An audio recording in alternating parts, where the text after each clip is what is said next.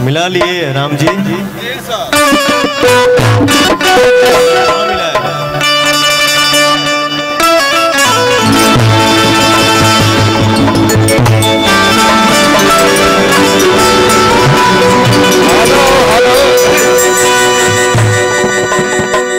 Hello, थोड़ा delay और बढ़ाइए, लेवल उठा के रखिएगा। दुबई में हमारे फिल्म के शूटिंग चला था, जो ने फिल्म के नाम है चैलेंज। हे भैया 3 तारीख के 10 किलोमीटर बालू पे दौड़ौले से 4 बजे भोर में मुंबई पहुंचली, एक बाद पटना आई, फिर दिल्ली गई, फिर पटना आई, फिर हिजा आई, फिर पटना जाता नहीं, फिर दिल्ली जाएगा बा, फिर बॉम्बे जाएगा बा, पूरा दुनिया घूमे के बाद मुंह से आवाज निकल नहीं रहा है, लेकिन मेरा ताकत, मेरा जोश, मेरा प्यार, मेरा उमंग, मेरा भगवान सिर्फ आप लोग हैं।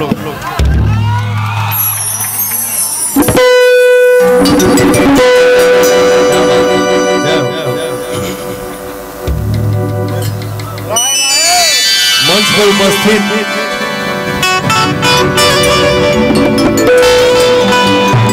बुची सिंह जी बड़े भैया हमारे,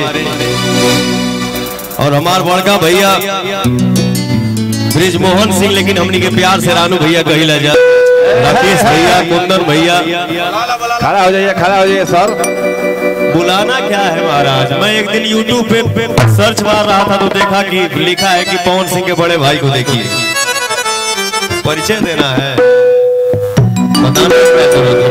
सुमन भैया, मनोज चाचा, सारे हमारे बड़े भाई बैठे, और मेरा श्रोता मेरे लिए भगवान है। आज अरे वाह वाह, शांति बनाओ जा, धूल मत फेंका जा भैया। ये हमार गांव है, गांव में इतना आशीर्वाद मिलल कि हम एक काल तक पौनवा खाली गाना गाओत रहे, आज हीरो हो गए। तो ये किसका आशीर्वाद है? आप ही लोगों का आशीर्वाद। YouTube पे या किसी भी चैनल पे आप लोग देखते होंगे तो इतना जरूर पवन सिंह बोलता है कि मैं कुछ नहीं हूँ, पवन सिंह मतलब कुछ नहीं, मैं जो कुछ भी हूँ अपने श्रोता का आशीर्वाद हूँ, मेरा श्रोता ही मेरे लिए भगवान है। आज हम जिस घर में जन्म लिए,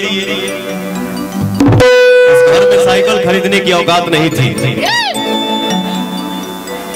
आज अगर देश विदेश में आपका भाई घूम रहा है तो सिर्फ आप लोगों के आशीर्वाद से।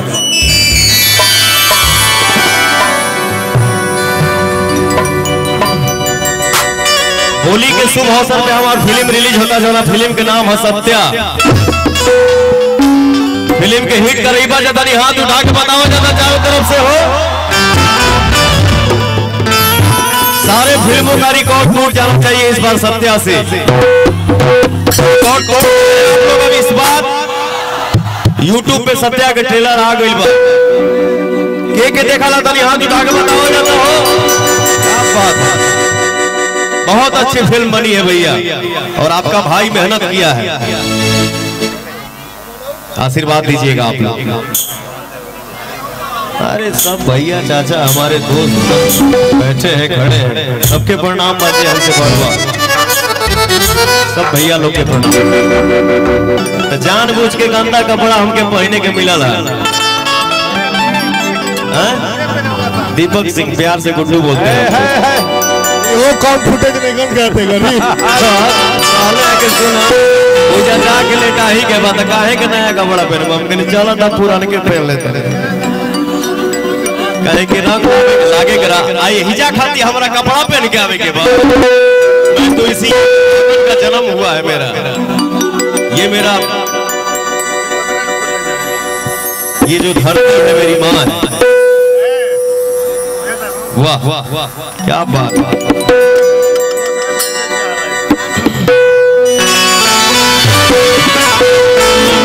भाइयों को आशीर्वाद दीजिए कि सारे सुपरस्टार बने, छा जाए।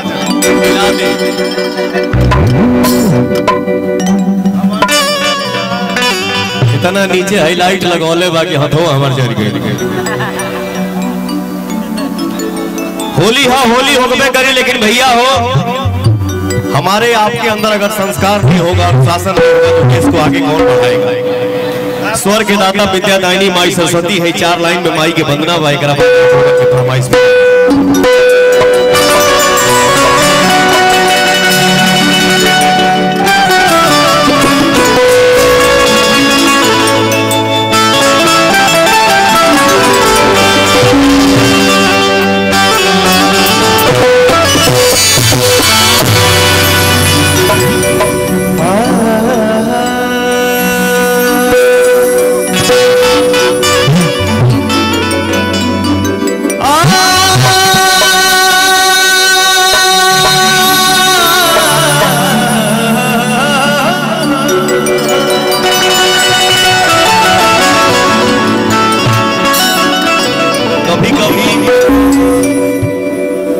किसी के जीवन में दुख ना आए, जो मेरा दुश्मन भी है वो भी खुश रहे।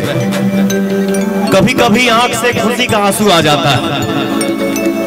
पवन सिंह जब मंच पे आता है और एक बार जब कहेला,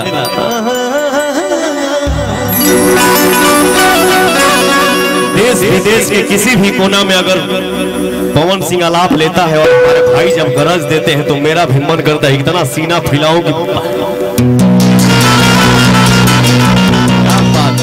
जियो मेरे शेर। जिसको देखने के लिए मेरे भाई इतने तादाद में बैठे हुए हैं और हल्ला मचा रहे हैं, इससे बड़ा धन और क्या हो सकता है किसी के लिए। घर मकान बंगला गाड़ी साथे ना जाए, शरीर नहीं रहने पर यही साथ रहेगा, इसका कोई कीमत नहीं है। जय हो जियो। सरिता भवानी राधा सभा बीच पानी, सरिता भवानी राधा सभा बीच पानी, दोनों हाथ जोड़ी पड़ी मैया हो मैया, अरे मुखिया के हिन बनी मुखिया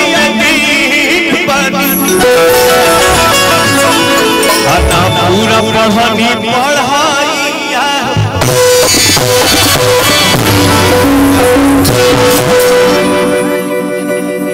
गाँव में सबसे पहले मेन लाठी मत भाजा, प्यार से समझाइए।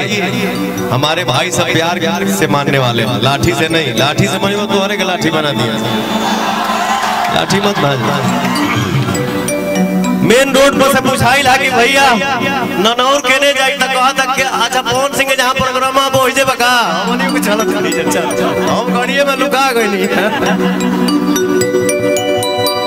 गांव में आईनी हमके बड़ा तेज भूख लागल रहला। बुची भैया कहले कि बस मंच पर जाके ना भीड़ हो गइल बा कि मंच पर जाके प्रणाम करके निकल जाएगा बा। हम कहने भैया नहीं। दीपक भाई बोला कि नहीं, पवन सिंह का श्रोता भगवान है, उनके लिए जाएगा मंच पे तो 1-2 गाना गाएगा, लेकिन गाना सुना के ही जाएगा। हमने के गांव घर के माई बहन गावे लीजा, अरे दुलारी बड़ी दुलारी बड़ी दुलारी बड़ी दुलारी बड़ी। अरे ढोल मत उड़ाओ, लगलो लोग बच्चे देवे अपन पागल कहीं के। सबका से होई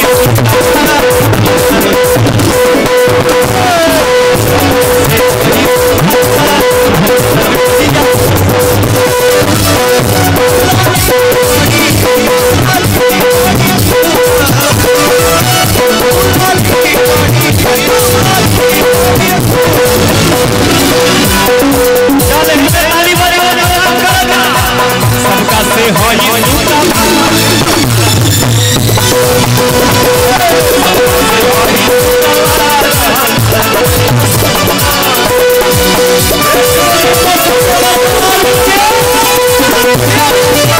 Yeah.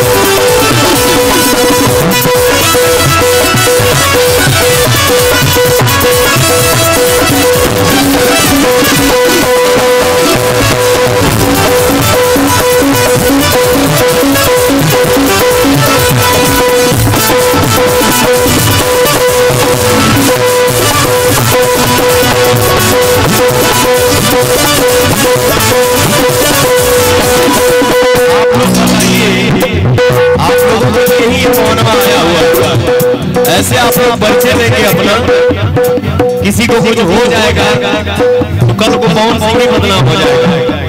प्लीज मेरे भाई देखो कितने शांति से बैठे हैं सामने। ना तुम्हें न दुनिया गले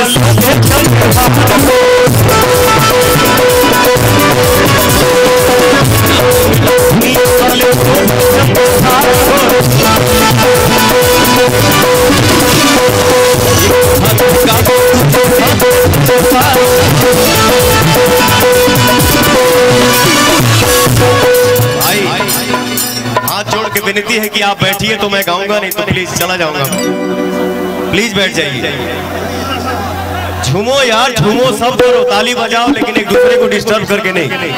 बैठ जाइए। हाँ प्रेम से भाई, प्रेम से। कितना अच्छा लग रहा है बताइए, कितना सुंदर लग रहा है।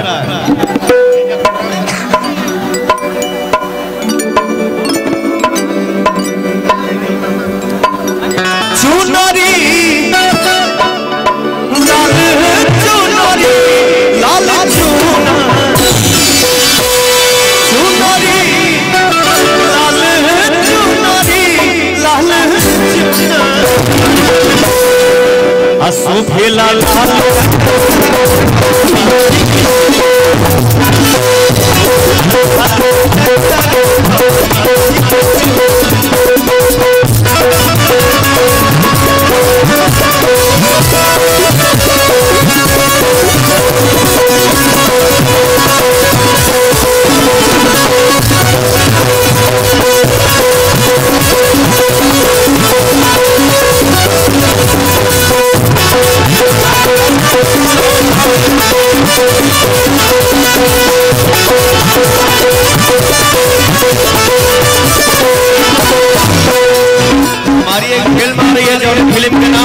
राजा।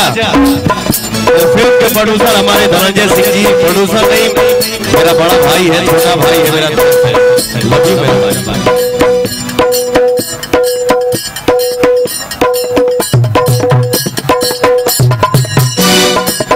काजी महावीर जी, महावीर जी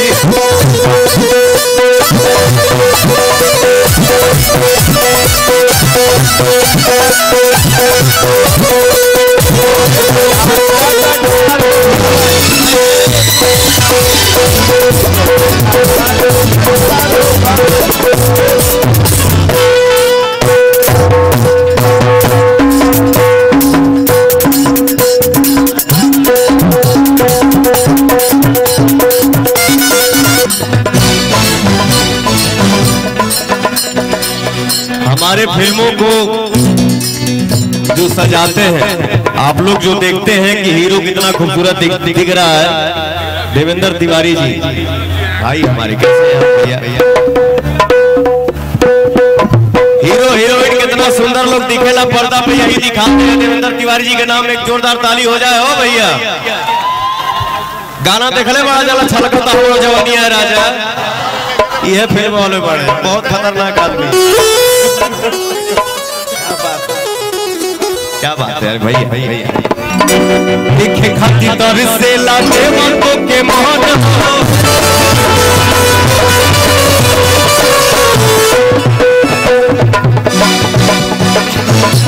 आप लोगों को जो न्यूज में सोनू निगम की यार मेरा भाई, क्या बात भैया, हम जोड़ के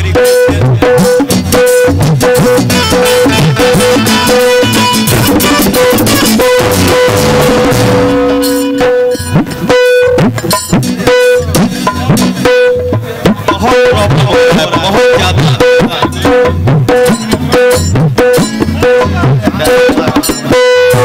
बैठो यार,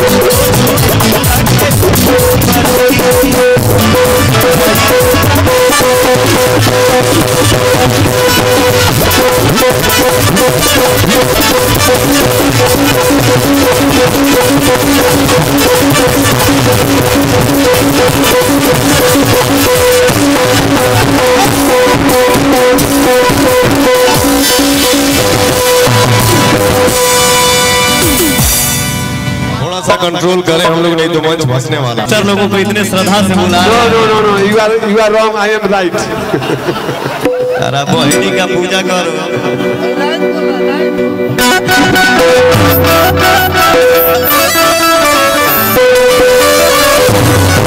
कि बबुरा भी नवलिया रतिया बबुरा भी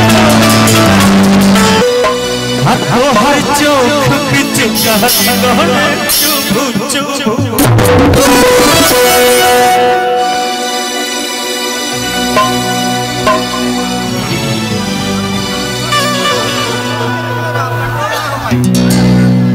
बूची भैया से पवनवा कहला सा कि हो गइल भैया के डाल का मजो।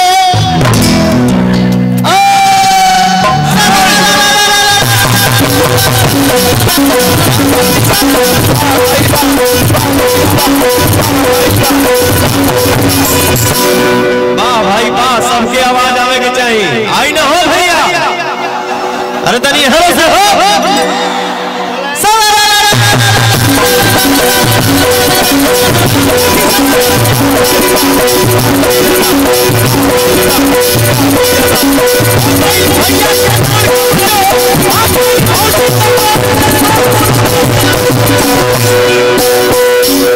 मनी के ठेठ गांव में कैसे कहाला भाग गई भौजी तलवारे सोर बोला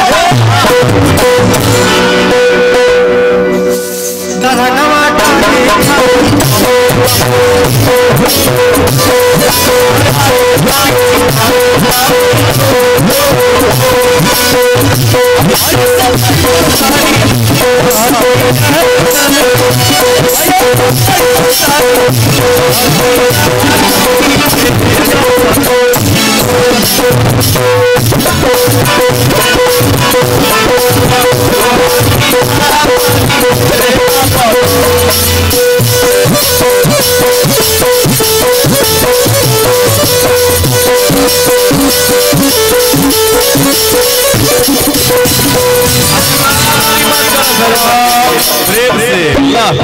कैमरा बहुत वाह। आप लोग मारा मारी ही कर लीजिए, फिर कुछ होगा। कहाँ प्रोग्राम कराओ, पूरा उल्लू